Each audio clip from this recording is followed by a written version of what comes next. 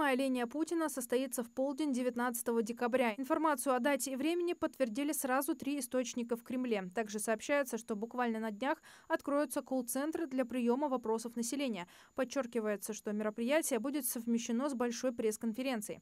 В 2023 году итоги года с Владимиром Путиным проходили 14 декабря.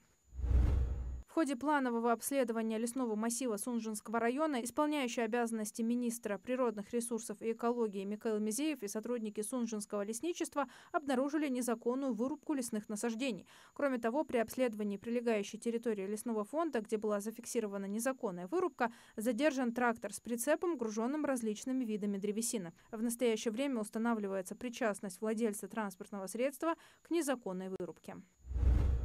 2-4 декабря в горах Ингушетии будет лавиноопасно, сообщила региональная МЧС. Там напомнили, что лавины чаще всего сходят со склонов крутизной более 30 градусов, если склон без кустарника и деревьев при 20, при крутизне более 45 градусов практически при каждом снегопаде. МЧС призывают жителей и гостей региона, выходя в горы, тщательно выбирать маршрут, обходить известные опасные склоны, быть внимательными и осторожными. В Госдуме предложили запретить курение на ходу. Автор инициативы, зампред Комитета Госдумы по спорту Амир Хамитов, направил обращение министру здравоохранения России Михаилу Мурашко. Поправкой предлагается внести в закон об охране здоровья граждан от воздействия табачного дыма. Как отмечают парламентарии, главной задачей для россиян является вырастить здоровое молодое поколение. И приобщение к спорту и в целом к здоровому образу жизни с самых ранних лет играет огромную роль в оздоровлении людей. Минздрав России разработал законопроект, который создает резервный механизм обеспечения лекарствами пациентов с редкими заболеваниями. Речь идет о тех случаях, когда власти региона не могут обеспечить таких людей медикаментами из-за бюджетных ограничений. Орфанными заболеваниями должны будут заниматься федеральные власти. В пояснительной записке указано, что граждане будут обеспечиваться препаратами для лечения заболеваний, включенных в перечень жизнеугрожающих и хронических прогрессирующих редких заболеваний, приводящих к сокращению продолжительности жизни гражданина или его инвалидности. Предполагается, что документ должен вступить в силу с 1 января 2026 года.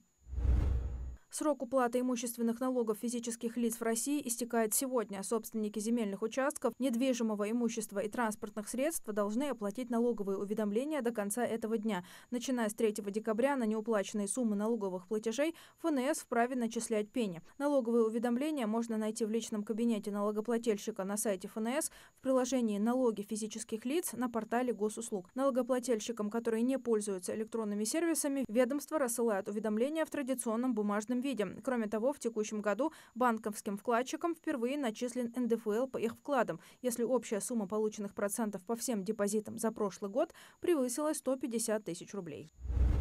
С 2025 года в России будут присуждаться премии в области детской и подростковой литературы. Премии в размере до 1,5 миллиона рублей каждая будут вручаться в 7 номинациях. Награды получат авторы лучших прозаических произведений для детей и подростков, поэты, написавшие лучшие детские и подростковые стихи. Также премии будут вручаться за лучшую иллюстрированную книгу для детей и подростков и за лучший издательский проект для детской и подростковой аудитории. Одну из премий вручат за вклад в развитие детской литературы.